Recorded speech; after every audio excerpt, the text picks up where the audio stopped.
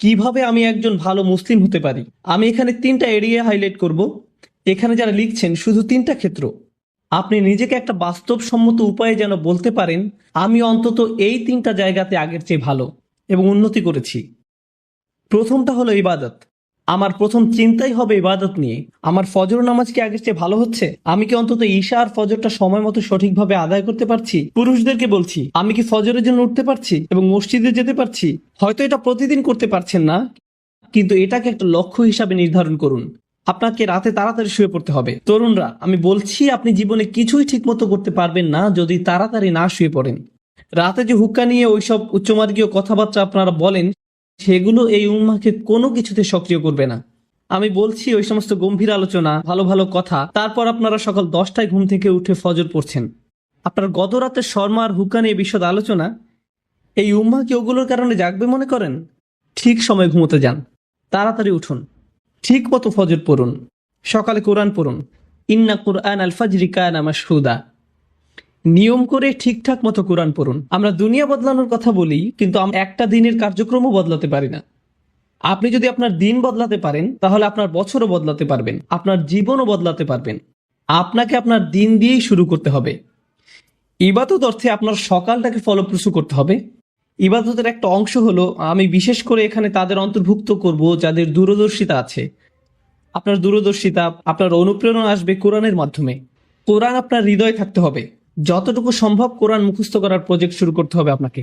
একেবারে যতটুকু পারেন, যত কমই হোক না কেন। আপনি যদি বেশি করে করতে পারেন তাহলে বেশি করেন, কিন্তু প্রতিদিন ফজরের সময় একটু কোরআন তেলাওয়াত, একটু মুখস্থ করা, এটাই আপনার দিনকে ভালোভাবে শুরু করবে। আর আমি আপনাকে গ্যারান্টি দিতে পারি, আপনি যদি এরকম করেন, শুধু সপ্তাহে একবার করে দেখেন, পার্থক্যটা আপনি দিনের বাকি সময় ধরে বুঝতে পারবেন।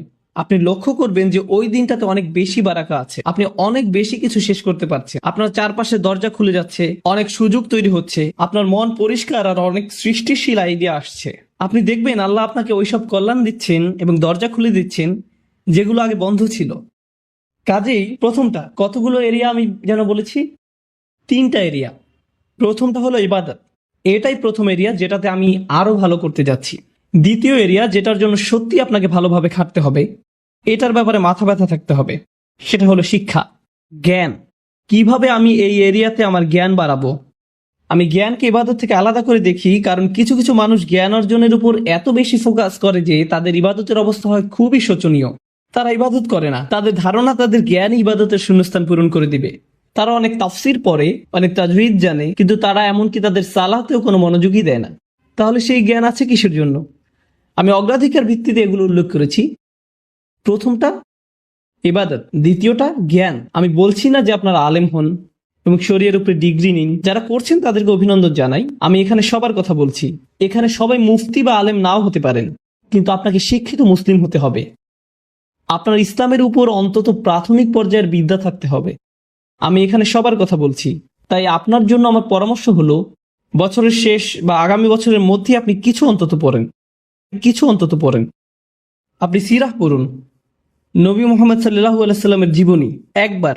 আর আপনার প্রতি বছরই এটা করা উচিত। আসলে আপনার আলাদা আলাদা জায়গা থেকে পড়া উচিত। প্রতি বছর সিরাতের উপর আপনার পড়াশোনা করা উচিত। সত্যি সত্যি পড়ুন। আমাকে জিজ্ঞেস করবেন না সিরাতের উপর কোন বই পড়বেন, সবই পড়ুন। একবার এক একটা পড়ুন। একটা নিয়ে পড়া শুরু করুন 1 বছর, তারপর আরেকটা সিরাত নিন পরের বছর, আবার আরেকটা সিরাত নিন পরের বছর, আবার আরেকটা। কারণ এটা হলো ওই মানুষটার জীবনী যা আমাদের জীবনের দর্শন, আমাদের অনুপ্রেরণা। আর আপনার প্রতি বছরই এটা করা উচিত। আপনাকে এগুলো বারবার পড়তে হবে। এটা আপনার শিক্ষার অংশ। এটা আপনাকে চিন্তা ভাবনা করার এবং সেটা আপনার জীবনে প্রতিফলিত করার সুযোগ করে দিবে, দরজা খুলে দিবে। সিরাত পড়লে এর মধ্যেই পাবেন কিছু সহজলভ্য এবং অসাধারণ রিসোর্স। আমার মনে হয় না এগুলো খুঁজে পেতে আপনার কষ্ট হবে ইনশাআল্লাহ। একই সাথে আপনার কিছু বাস্তবিক অর্জন থাকতে হবে। একই বছর আপনাকে প্রকৃত অর্থেই কোরআন থেকে কিছু অর্জন করতে হবে। আমি এখনো জ্ঞানের এরিয়ার ভিতরে আছি। প্রথম এরিয়া হলো ইবাদত, আর দ্বিতীয়টা হলো জ্ঞান বা শিক্ষা। এই এরিয়াতেই আপনাকে কোরআন থেকে কিছু প্রকৃত মুনাফার ক্ষেত্র তৈরি করতে হবে। ধরুন এই বছর আপনি ঠিক করলেন আপনি সূরা কাহফ মুখস্থ করবেন, কাজে এটা একটা লক্ষ্য স্থির করুন। এই বছর আমি সূরা কাহফ মুখস্থ করব। তার মানে হলো আমি এই সূরা মুখস্থ করব, এর অনুবাদ পড়ব, এর তাফসীর পড়ব, এটার শব্দগুলোর অর্থ বুঝব, সূরা কাহফের উপর লেকচারগুলো, প্রবন্ধ, পেপার যাই পাওয়া যায় তার সবই নিব, সবই শেষ করব। আমার জন্য এটাই সূরা কাহফির বছর। পরের বছর হতে পারে সূরা আর রহমানের বছর, তার পরের বছর সূরা বাকারার বছর, কয়েকটা সূরা হতে পারে একই বছরে, কিন্তু প্রতি বছরই আপনি কোরআনের মধ্যে থেকে কিছু না কিছু লাভ করুন। এটা বাস্তব। এটা বলবেন না আমি কোরআন পড়েছি, এটা করবেন না যে কোনো একটা প্যাসেজ নিয়ে পড়া শুরু করলেন। একটা সূরা বা কয়েকটা সূরা নিয়ে সেগুলোতে ফোকাস করুন। মুসলিম যুবকদের জন্য আমার সবচেয়ে বড় সমালোচনা হলো যে তারা ফোকাস করে না, একটা বিষয়ের উপর ফোকাস করেন। এটা ভালোভাবে বুঝেন, পরে যখন আপনি দেখবেন আপনি বলবেন আলহামদুলিল্লাহ এই বছর আমি আরো একটা সূরা মুখস্থ করেছি, আরো 2টা সূরা মুখস্থ করেছি, আরো 3টা সূরা মুখস্থ করেছি। আর যখন আপনি কোনো একটা সূরা পড়েন শুধু এটার অর্থ মুখস্থ করবেন না। কোনো ছাত্র আমাকে এসে জিজ্ঞেস করে আপনার ধারণা কোনটা বেশি গুরুত্বপূর্ণ, কোরআন বোঝা নাকি মুখস্থ করা? আমি বলি কিভাবে আপনি ভাবেন যে এই দুটো আলাদা? কেন এরকম মনে করেন? আপনি জানেন কেন আমরা কোরআন মুখস্থ করি? যেন আমরা বারবার সেটা বলি। আর যখন আপনি কিছু বারবার বলতে থাকেন তখন সেটা নিয়ে আরো বেশি চিন্তা করার এবং সেটা আপনার কাজে প্রতিফলিত করার ব্যবস্থা করে দেন আল্লাহ। যখন আপনি কোনো কিছু 10 বার বলতে থাকেন তখন আপনি এমন কিছু লক্ষ্য করেন যা আপনি 9 বার বলার সময় করেননি। আল্লাহ আরো অনেক দরজা খুলে দেন। আল্লাহে কোরআনের জন্য এটা খুবই সত্য। যত বেশি আপনি পড়বেন তত বেশি বুঝবেন, আর যত কম পড়বেন তত কম বুঝবেন। এটা অন্য কোনো বইয়ের মতো না। কোরআন বোঝার ভিত্তি হলো কোরআন মুখস্থ করা। আল্লাহ আরো অনেক দরজা খুলে দেন। আল্লাহে কোরআনের জন্য এটা খুবই সত্য। কাজেই যে সূরা আপনি পড়তে ও বুঝতে চাচ্ছেন ভালো হয় সেটা মুখস্থ করে ফেললে। এই দুটো সবার আগে। তো আমি সিরাত নিয়ে বললাম আর কোরআন নিয়ে বললাম। এবার ইলেকটিভ বা নির্বাচক। ধরেন এটা আপনাদের জন্য এই বছরের ইসলামিক সেমিস্টার। এই সেমিস্টারে ঐচ্ছিক কাজে যুক্ত করেন। অন্তত 3 থেকে 4টা দোয়া আপনি পড়লেন, মুখস্থ করলেন, আর সেগুলো আপনার দিনের একটা অংশ হয়ে গেল। নবী সাল্লাল্লাহু আলাইহি সাল্লামের কিছু দোয়া মুখস্থ করা, এটা একসময় আপনার দিনেরই অংশ হয়ে যাবে। এখন আমি জ্ঞানের সাথে সেটার চর্চাও সংযুক্ত করেছি। এ ধরনের জিনিসগুলো আপনি যুক্ত করে নিতে পারেন। আসলে এই 3টা এরিয়া যে আমি বলছি, আমি অন্যগুলো কিন্তু উল্লেখ করিনি। আমি জানি ফিকহ, আকীদা, তাফসীর এগুলো জ্ঞানের অংশ, কিন্তু আমি শুধু 3টা এরিয়ার কথা বলেছি ইচ্ছা করেই। কারণ এই 3টা জিনিসই সরাসরি আপনাকে ভালো মুসলিম করে তুলবে। সাথে সাথে এগুলোর একটা কার্যকরী প্রভাব আপনার উপর পড়বে। আপনার সালাত আগের চেয়ে আরো বেশি ভালো হবে, কারণ আপনি যে কোরআন পড়ছেন সেটা আপনি এখন বুঝেন। নবী সাল্লাল্লাহু আলাইহি সাল্লামের জন্য আপনার ভালোবাসা বাড়ছে কারণ আপনি তার জীবনী প্রতি বছর পড়ছেন। কাজে যতবার আপনি সালাওয়াত করবেন এটা আরো আন্তরিক হবে। এই সালাওয়াত আপনি আরো গভীরভাবে অনুভব করবেন। দুয়ার জ্ঞান আপনাকে আল্লাহর আরো কাছে নিয়ে আসছে, কারণ এখন আপনি জানেন আপনি তার কাছে কি চাচ্ছেন। এটাই হলো জ্ঞান। তো প্রথমটা ছিল ইবাদত আর দ্বিতীয়টা হলো জ্ঞান। আশা করি আপনারা দেখেছেন কিভাবে আমি এই দুটোকে একীভূত করলাম। যদিও আমি প্রত্যেকটাকে আলাদা রেখেছি, একটা অন্যটাকে সাহায্য করেছে। আপনার জ্ঞান যদি আপনার ইবাদতকে সাহায্য না করে, আমি জানি না সেটা আসলে সত্যিকারের জ্ঞান কিনা। আমি জানি না দিনের ব্যাপারে এটা আসলে সত্যিকারের জ্ঞান কিনা। এরপর আছে তৃতীয় এরিয়া, এটা হলো সার্ভিস বা সেবা। ওইখানে আপনাকে বুঝতে হবে, কিছু সময় ঠিক করে নিতে হবে। সপ্তাহে 1 দিন, হয়তো সাপ্তাহিক ছুটির দিন, কিংবা মাসে 1 বার আপনাকে কিছু সেবামূলক কাজ করতে হবে। মানে মানুষকে সাহায্য করা। তার মানে এই না যে আপনাকে এটা ইসলামিক ব্যানারের মধ্যেই করতে হবে। আপনি যদি স্বেচ্ছাসেবা দিতে চান, মানবতার জন্য কিছু করতে চান, এটা দেখতে খুবই ভালো লাগবে যে একজন মানুষকে আপনি সাহায্য করছেন। খুবই ভালো লাগবে। আমাদের সবকিছু নিজেদের ব্যানারেই করতে হবে এমন কোনো কথা নেই। মহৎ উদ্দেশ্যেই ভালো কাজই, সেটা খ্রিস্টানরাই করুক, ইহুদিরাই করুক, আর গেটস ফাউন্ডেশনই করুক, সেটা কোনো ব্যাপার না। যদি উদ্দেশ্য ভালো থাকে আপনি সেটাই অংশ নিতে পারেন। আসলে ব্যক্তিগতভাবে আমি মুসলিমদেরকে পরামর্শ দেই সেসব ভালো কাজে অংশ নিতে যেগুলো অমুসলিমদের দ্বারা পরিচালিত হয়, যেন তারা দেখে যে মুসলিমরাও এসব ব্যাপারে কেয়ার করে এবং এর মাধ্যমে তারাও সুযোগ পাবে ইসলামের ব্যাপারে প্রশ্ন করতে। এটা তাদের একটা সুযোগ দেয়। কাজে স্বেচ্ছাসেবা দিন, সাহায্য করুন, এমন কিছুর অংশ হন যেটা আপনার মনপ্রাণে ভালো লাগে। শুধু আপনার জন্যই সেটা করুন, প্রচার করে বেড়াবেন না, এটা নিয়ে টুইট করবেন না আজকে স্বেচ্ছাসেবা দিয়ে আসলাম, খুবই ভালো লাগছে আলহামদুলিল্লাহ, বড়াই করছি না, এরকম করবেন না। শুধু আপনার জন্যই করুন। এটা আপনাকে একজন ভালো মানুষ করবে, একজন ভালো ব্যক্তিতে পরিণত হবেন আপনি। আর বাবা মায়েরা আপনাদের যাদের বাচ্চা আছে, বিশেষত টিন এজ ছেলে মেয়ে, আপনি যদি তাদেরকে এই ধরনের কাজে উৎসাহ দিতে পারেন, কাউকে সাহায্য করার কোনো বিষয়ে জড়িত হওয়া আসলে টিন এজ বাচ্চাদের জন্য খুবই গুরুত্বপূর্ণ। এটা তাদের মানসিক পরিপক্কতা তৈরি হওয়ার একটা অংশ। কারণ টিনেজ তরুণরা, শুধু মুসলিম তরুণরাই না, সাধারণভাবে সব তরুণরাই আত্মনিমগ্ন থাকে। তাদের দুনিয়াটা তাদের নিয়ে।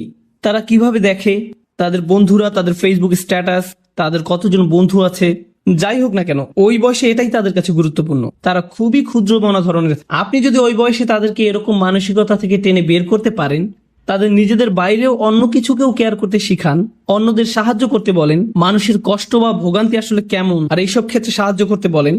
উদাহরণস্বরূপ, কিছুদিন আগে একটা প্রাকৃতিক দুর্যোগ হলো, একটা ঝড় নিউ জার্সি আর নিউ ইয়র্কে আঘাত করলো। আপনার থেকে খুব একটা দূরে না, ওইখানে সাপ্তাহিক ছুটিতে রেড ক্রস বা অন্য কারোর সাথে যে সাহায্য করতে পারেন, যাদের বাড়িঘর ধ্বংস হয়ে গেছে, গাছপালা রাস্তায় পড়ে আছে, রাস্তা বন্ধ হয়ে গেছে, যেটাই হোক আপনি সাহায্য করে চলে আসেন। আপনি যদি সেটা করেন, আমি আপনাকে বলছি এটা আপনাকে আল্লাহর যত নিকটে নিবে আর কোনো কিছুই ততটা করবে না। আপনি যদি এই তিনটা জিনিস করেন, আপনি তাহলে অন্তত মূল ভিত্তিটা স্থাপন করলেন জীবনে কিভাবে ভালো করা যায়। এটা আপনার জীবনের লক্ষ্য না, অন্তত এগুলো আপনি করতে পারলে জীবনে ভালো কিছু অর্জন করতে পারবেন। তো আপনি যখন বসে বসে এটা শুনছেন আর ভাবছেন আমি তো বেশ বড় ভুল করে ফেলেছি, এখানে হয়তো এমন কেউ বসে আছে হয়তো ব্যভিচারের ভুল করে ফেলেছেন, আল্লাহ আপনাদেরকে রক্ষা করুন। আপনাদের কেউ কেউ হয়তো সেই পথে অগ্রসর হচ্ছেন, আপনাদের কেউ কেউ হয়তো শিরক করেছেন। সকল ধরনের অপরাধ সংঘটিত হচ্ছে আর মানুষ সকল ধরনের অপরাধে লিপ্ত হচ্ছে। আপনি যদি তওবা করেন এবং আল্লাহর কাছে ফিরে আসেন, এই সকল অপরাধ শেষ হয়ে যাবে। কিন্তু এরপর আপনাকে ভালো পথে চলতে হবে। ও আমিলা আমালান সলিহা ফাউলাইকা ইউবাদদিলুল্লাহু সাইয়্যাতিহিম হাসানাত। অন্য কথায়, যখন আপনি আল্লাহর কাছে ফিরে আসবেন, এটা প্রকৃত অর্থেই প্রত্যাবর্তন হতে হবে, এটা কৃত্রিম হতে পারবে না। ওয়া কানাল্লাহু গফুরুর রহিমা, আর আল্লাহ সর্বদাই ক্ষমাশীল, অতিমাত্রায় ক্ষমাশীল, সর্বদা প্রেমময়, যত্নশীল এবং করুণাময়। আমার সময় ফুরিয়ে যাচ্ছে, কিন্তু আপনাদের সাথে আরো কয়েকটা বিষয় শেয়ার করতে চাই। আসুন এই তালিকাটা প্রথমে শেষ করি। এটা শেষের দিকে।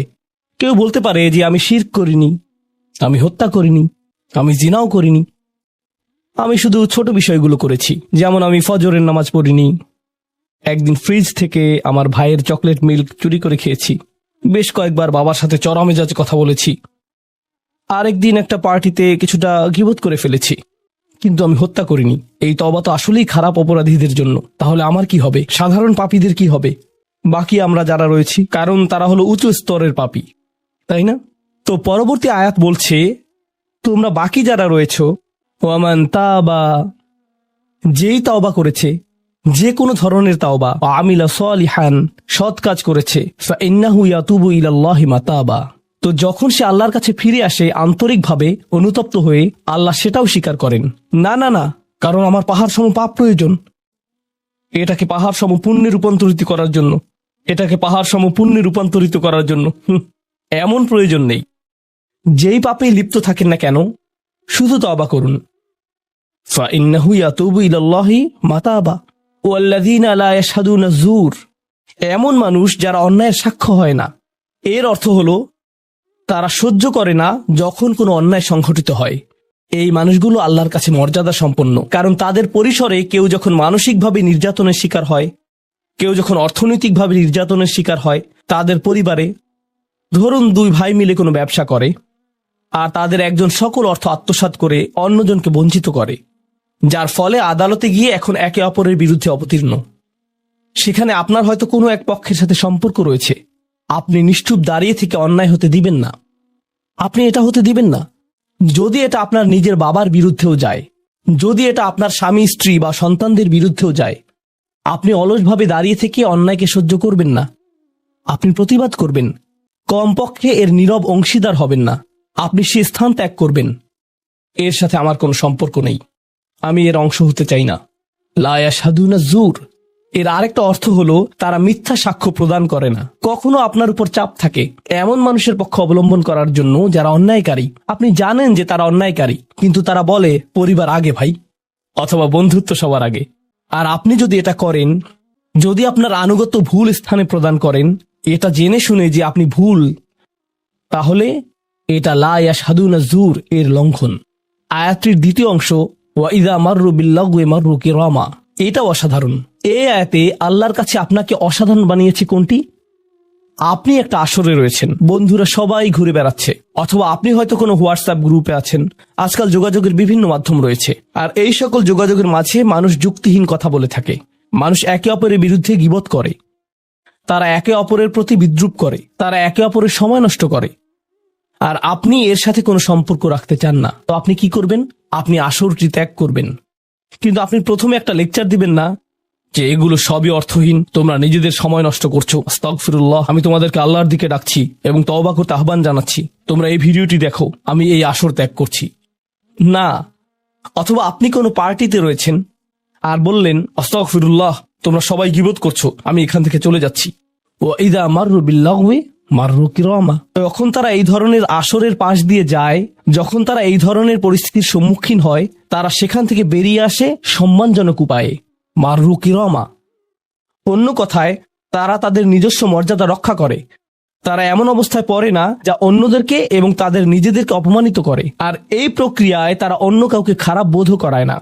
তারা সম্মানজনক অজুহাত তৈরি করে এবং নিজেদেরকে সেই পরিস্থিতি থেকে বের করে আনে। ওয়া ইদা মাররু বিল্লাগওয়ি মাররু কিরামা। আর সবশেষে, ওয়াল্লাযীনা ইযা যুক্কিরু বিআয়াতি রাব্বিহিম লাম ইয়াখিরু আলাইহা। আসলে এখনো শেষ হয়নি, আপনাদের ভালো বোধ করার জন্য বললাম। ওয়াল্লাযীনা ইযা যুক্কিরু বিআয়াতি রাব্বিহিম লাম ইয়াখিরু আলাইহা সুম্মান ওয়া উময়ানান। এটা জুমায় অংশগ্রহণকারীদের জন্য। যখন তাদেরকে স্মরণ করিয়ে দেয়া হয়, তারা অন্ধ এবং বধিরের মতো পড়ে থাকে না। অন্য কথায়, তারা সেগুলো উপেক্ষা করে না, তারা সেগুলোকে হালকাভাবে গ্রহণ করে না। তারা কিছু শোনার পর বলে না যে হ্যাঁ, এটা আমার সম্পর্কেই বলেছে, এটা ঠিকই আমার বিবেককে আঘাত করেছে, কিন্তু আমি ভুলে যাব যে এটা আমি শুনেছি। আমি ভান করব যে এটা আমার সম্পর্কে না এবং এটা নিয়ে চিন্তা করব না। তারা ইচ্ছাকৃত বধির না, আর তারা ইচ্ছাকৃতভাবে অন্ধও না। সেই স্মরণিকার প্রতি যা তাদেরকে প্রদান করা হয়েছে, এটা ছিল আপনার সম্পর্কে, এটা ছিল আপনার কার্যকলাপ সম্পর্কে, আপনার উদ্দেশ্য সম্পর্কে। আর এখন আপনি এটা আর নিতে পারছেন না, কারণ আপনি পরিবর্তিত হতে চান না। বাল ইউরিদুল ইনসানু লিয়াফজুরা আমামাহ। মানবজাতি শুধু তার সামনে যা রয়েছে তাতে নিমজ্জিত হয়ে যেতে চায়। প্রলোভনগুলো এতটাই মজবুত। আর কোরআন উলিন নুহা সম্পর্কে বলছে, তারা এমন মানুষ যারা নিজেদেরকে সংযত করতে পারে। আপনাকে স্মরণ করিয়ে দেয়া হচ্ছে নিজেকে সংযত করার জন্য, আর আপনি বলছেন আমি সংযত হতে চাই না, আমি এই অবস্থাতেই ভালো আছি। আমি ইতিমধ্যেই কাজটি করার দিন, তারিখ এবং স্থান নির্ধারণ করে ফেলেছি এবং টিকিটও করে ফেলেছি। এরপর এই খুতবাটি আমার মুড নষ্ট করে দিল। তো আমি এখন একটা বার্গার খাবো এবং খুতবায় যা শুনেছি তা নিয়ে চিন্তা করব না। তারপর সেখানে যাব যেখানে আমি যেতে চেয়েছিলাম। খুতবাটা বেশ দেরিতে শোনা হয়েছে। সেই মানুষেরা এমনটা করে না। যখন কোনো স্মরণিকা শ্রবণ করে, নিজেদের উপর এর প্রভাব পড়তে দেয়। তারা এটাকে পরিবর্তন ঘটানোর সুযোগ দেয়। এটাই তাদেরকে আল্লাহর কাছে বিশেষ মানুষে পরিণত করে। প্রসঙ্গক্রমে, কখনো কখনো আপনার ভিতরে ঘটে যাওয়া সেই পরিবর্তন অন্য কেউ দেখে না, অন্য কেউ জানে না সেই পাপ সম্পর্কে যার দিকে আপনি অগ্রসর হচ্ছিলেন। সেটা শুধুই আপনি এবং আল্লাহর মাঝে সীমাবদ্ধ। আর আল্লাহ আপনাকে তার ইবাদ হিসেবে গণ্য করেন, কারণ আপনি সেই পরিবর্তন ঘটিয়েছেন।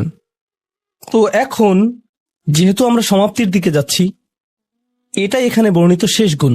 এই মানুষেরা শুধুমাত্র নিজেদের নিয়ে উদ্বিগ্ন না, বরং তারা তাদের পরিবার নিয়ে উদ্বিগ্ন। ওয়াল্লাযীনা ইয়াকুলুনা রব্বানা হাব লানা মিন আজওয়াজিনা ওয়া যুররিয়াতিনা কুররাতা আয়ুনিন। হে প্রভু, আমাদের স্ত্রী এবং আমাদের সন্তানদের দ্বারা আমাদেরকে চক্ষুর শীতলতা দান করুন, যার অর্থ দুইটি জিনিস।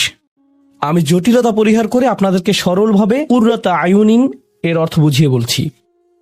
প্রথম অর্থ হলো, ইয়া আল্লাহ, অন্য সকল কিছু আমাকে পীড়িত করে, অন্য সকল কিছু আমাকে অসুবিধায় ফেলে, কিন্তু যখন আমি আমার স্ত্রীর কাছে আসি এবং আমার সন্তানদের কাছে আসি, ইয়া আল্লাহ, এই স্থানটিকে আমার জন্য প্রশান্তিদায়ক করে দিন। আমার সকল অসুবিধা দূর হয়ে যায় যখন আমি আমার স্ত্রীর দিকে তাকাই। আমার সকল অসুবিধা দূর হয়ে যায় যখন আমি আমার সন্তানদের সাথে থাকি। ইয়া আল্লাহ, আমার স্ত্রী এবং আমার সন্তানদের মাঝে এটা প্রদান করুন, অথবা আমার স্বামী এবং আমার সন্তানদের মাঝে এটা প্রদান করুন। কুররা শব্দটির দ্বিতীয় অর্থটি এসেছে করার থেকে। করার অর্থ যখন আপনার চোখ কোথাও আটকে যায়। ইয়া আল্লাহ, আমার স্ত্রীর প্রতি আমার ভালোবাসা এতটাই সৃষ্টি করে দিন যাতে আমি তার উপর থেকে চোখ ফিরাতে না পারি। ইয়া আল্লাহ, আমার সন্তানদের নিয়ে আমাকে এতটাই আনন্দিত করে দিন এবং এতটাই ভালোবাসাপূর্ণ করে দিন যাতে আমি তাদেরকে অন্যদের সাথে তুলনা না করি। আমার যা রয়েছে তা নিয়ে আমি সুখী। তারা খারাপ বোধ করুক, এটা আমি চাই না। আমি তাদের অর্জনের স্বীকৃতি প্রদান করি। আমাকে সেই সামর্থ্য দান করুন যাতে স্ত্রী এবং সন্তানদের মাঝে কুররাতু আয়ুন খুঁজে পাই। আমাকে একটি মজবুত পরিবার দান করুন এবং আমাকে আমার পরিবারের প্রতি সন্তুষ্ট করে দিন। আপনাদের অনেকের জন্য একমাত্র দুশ্চিন্তার বিষয় হলো স্ত্রী এবং সন্তান। এই দোয়া অনুযায়ী দুশ্চিন্তার একমাত্র উপশমকারী হওয়া উচিত স্ত্রী এবং সন্তান। আর আপনি নিজে চেষ্টা না করে শুধু আল্লাহর কাছে কিছু চাইতে পারেন না, কারণ আল্লাহ বিশেষ কোনো বৃষ্টি আপনার পরিবারের উপর বর্ষণ করবেন না, যার ফলে আকস্মিকভাবে আপনি আপনার স্ত্রীকে ভালোবাসতে শুরু করবেন। এর জন্য চেষ্টা করতে হবে। আপনার সন্তানদের সাথে সম্পর্ক উন্নয়নের জন্য আপনাকে চেষ্টা করতে হবে।